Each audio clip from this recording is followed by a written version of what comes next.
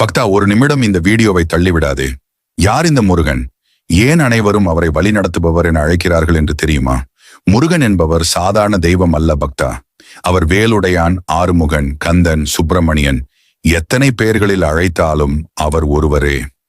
அவரது கையில் உள்ள வேல்தான் அறியாமையையும் அஞ்ஞானத்தையும் கிழித்து நம்மை ஞானத்தின் பாதைக்கு அழைத்துச் செல்கிறது.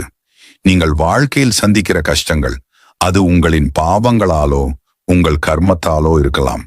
ஆனால் அந்த வலி, அந்த துன்பம் எல்லாம் நீங்கும்படி காப்பாற்றுபவர் முருகன்தான். அவர் உன் தோளில் கை வைத்தால் உனது மனக்கவலை, குடும்ப சிக்கல், ஆரோக்கிய பிரச்சனை அனைத்தும் கரைந்து போகும். பக்தா, முருகனை உண்மையாக அழைத்துப்பாரு. உன் இதயத்திலிருந்து ஓம் முருகா என கூப்பிடு. அவர் உன் பக்கம் ஓடி வருவார். அவர் அன்பான தெய்வம், அப்பா மாதிரி பாதுகாப்பவர், சகோதரன் மாதிரி துணை நிற்பவர். இன்றைய இளைஞர்கள் கூட மன அழுத்தம், குழப்பம், துயரம் அனைத்திலும் தவிக்கிறார்கள். அந்த நேரத்தில் முருகனை நினைத்தால் மனம் அமைதி அடையும். அவரின் அன்பை உணர்ந்தால்தான் வாழ்க்கையில் ஒளி தெரியும். அதனால்தான் முருகனை வழி நடத்துபவர் என்று சொல்கிறோம் பக்தா. உன் வாழ்க்கையில் உள்ள வலியை அவர் அழித்து ஒளிமயமான பாதைக்கு நடத்துபவர் முருகன்.